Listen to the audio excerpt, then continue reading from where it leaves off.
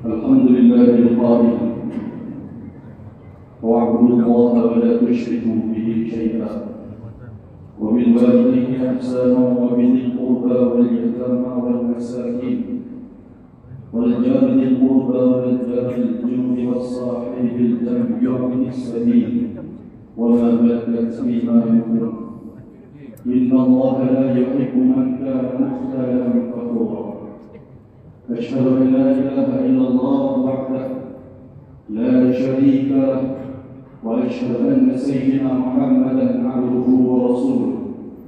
اللهم صل وسلم وبارك على حبيبنا وشفيعنا محمد أشرف الأنبياء والمرسلين وعلى آله وصحبه أجمعين والتابعين لهم بإحسان إلى يوم الدين.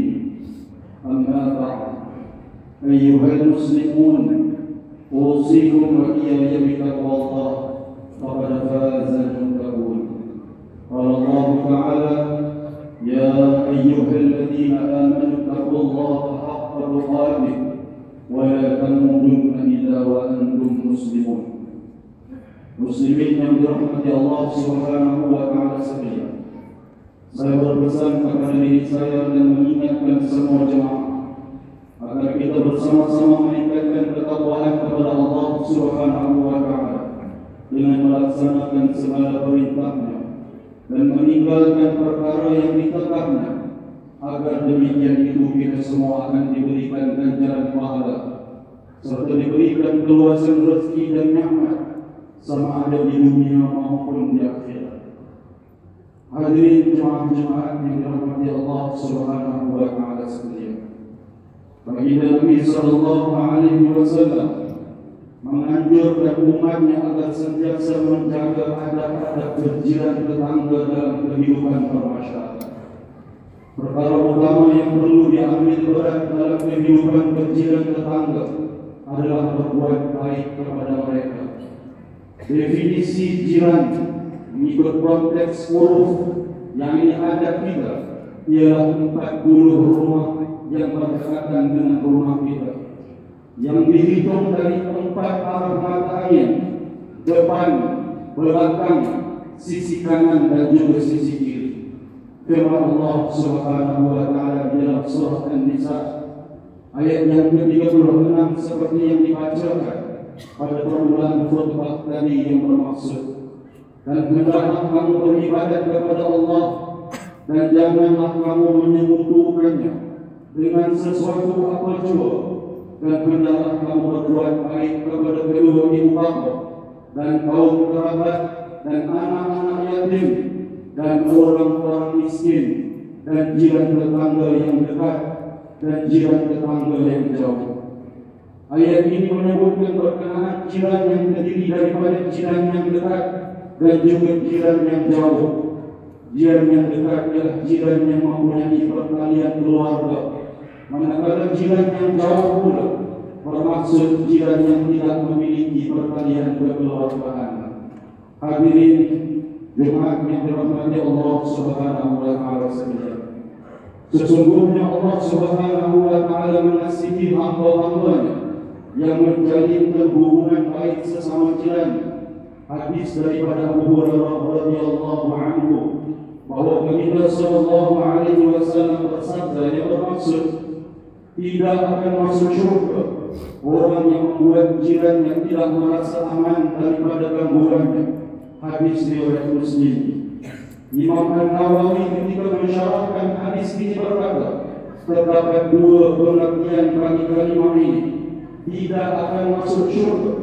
Yang pertama, orang yang membenarkan perbuatan buruk yang dilakukan terhadap jiran, sedangkan dia mengetahui bahawa perbuatan tersebut adalah haram.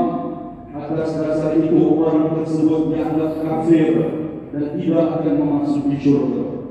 Yang kedua, ia bermaksud bahawa balasan tidak akan masuk syurga ketika pintu-pintu syurga dibukakan untuk mereka. Akan tetapi orang yang melakukan keburukan terhadap jirannya itu sebenarnya ditunda ke memasukkannya ke dalam syurga, melainkan setelah menerima balasan dan mendapatkan keampunan daripada Allah Subhanahu wa Ta'ala. Setelah balasan dan keampunan diberikan, barulah orang tersebut dimasukkan ke dalam syurga. Hadirin jemaat yang dikasihi Allah Subhanahu wa Ta'ala sekalian, Islam adalah agama yang sangat memuliakan jiran tetangga. Maka dengan itu kita hendaklah mendidik diri kita terlebih dahulu untuk menjadi jiran yang baik. Mengapa kita diperintah untuk bersikap baik kepada jiran? Hal ini kerana ia merupakan suruhan yang merupakan ibadah di mana Allah Subhanahu wa Ta'ala dan baginda Nabi sallallahu alaihi wasallam memerintahkan umatnya untuk menunaikan hak-hak kewajiban jiran. Perkara ini ditegaskan lagi melalui hadis Nabi sallallahu alaihi wasallam yang bermaksud, barang siapa beriman kepada Allah dan hari akhirat, maka hendaklah ia berbuat baik kepada jirannya. Imam Ibnu Hajar Al-Asqalani menunjukkan perkataan Imam Ibnu Battal yang berkata, pada hadis ini terdapat penegasan tentang hak jiran tetangga. Karena Nabi sallallahu alaihi wasallam bersumpah atas hal ini. Di dalamnya terdapat dua penafian iman dari yang mengganggu jiran tetangganya, sama ada melalui perkataan ataupun perbuatan, dalam arti kata penafian iman yang sempurna. Lalu Imam Hajar berkata, ada kemungkinan juga bahawa dia tidak diberikan balasan seperti mana layaknya mukmin yang sempurna iman yang yaitu yang memasuki syurga sejak awal. Atau mungkin kalimat ini di dalam rangka penekanan, larangan dan bukan makna zahir yang sebenar. Muslimin yang dikasihi Allah Subhanahu wa Ta'ala sekalian, umat Islam dilarang sama sekali menyakiti, mengganggu atau menyebabkan jiran tetangga yang berasa tidak selesa.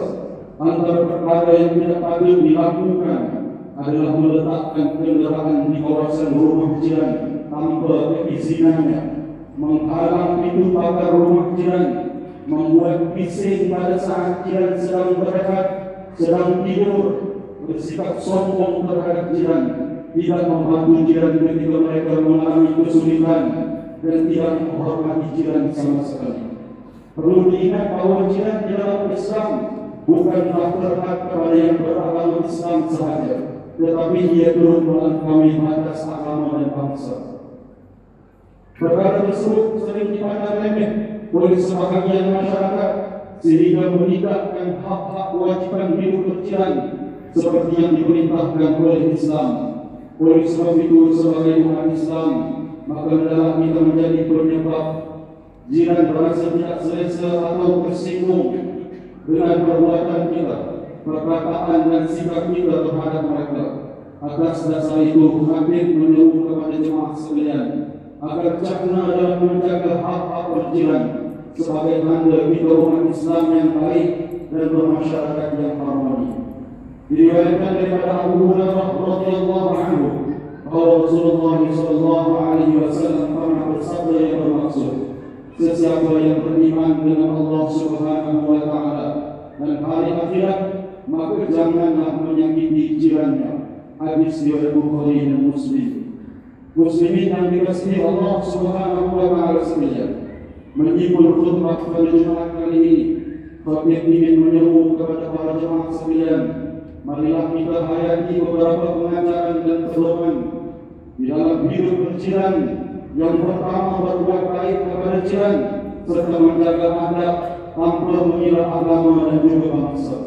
Yang kedua, membantu jiran di dalam kesusahan serta memberikan pertolongan jika diperlukan. Yang ketiga, menziarahi jiran yang sedang sakit dan bersimpati atas musibah yang dialami atau dilalui. Yang keempat, tidak mengganggu ketentraman jiran serta menghormati adat budaya dan agama masing-masing. Yang kelima, tidak membuka aib jiran serta menjaga pertuturan. Akhir sekali, yaitu yang keenam, perbuatan menyakiti jiran hukumnya adalah haram dan juga berdosa. Dalam kehidupan masyarakat, kita tidak terlepas dari melakukan kesilapan dan kesalahan terhadap jiran, sama ada kita sedar ataupun tidak. Seandainya kita pernah menyakiti kejadian sebelum ini. Berdamailah dengan cara yang baik, binalah ukhuwah yang harmoni. Firman Allah Subhanahu wa taala dalam surah Al-Hujurat, A'udzu billahi minasyaitonir rajim. Innamal mu'minuna ikhwatun fa aslihu baina akhawaykum wattaqullaha la'allakum turhamun.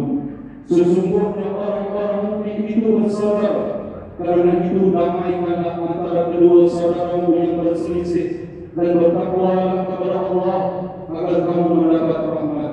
Barakallahu li wa lakum bil Qur'anil azim wa nafa'ani wa iyyakum bima fihi min al-ayati wa dhikril hakim wa taqabbal minni wa minkum tilawatahu innahu huwas samiul 'alim.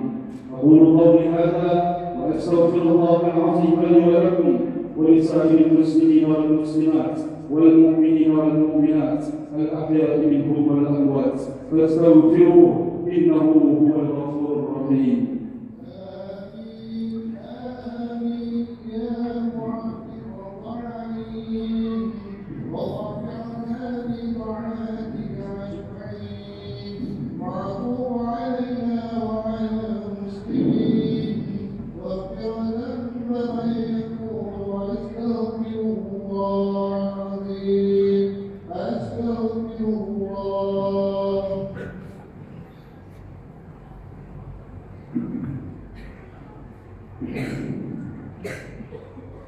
Alhamdulillahi rabbil alamin, wassalatu wassalamu ala sayyidina Muhammad wa ala alihi wa ashabihi ajma'in wa man tabi'ahum bi ihsan ila yaumiddin.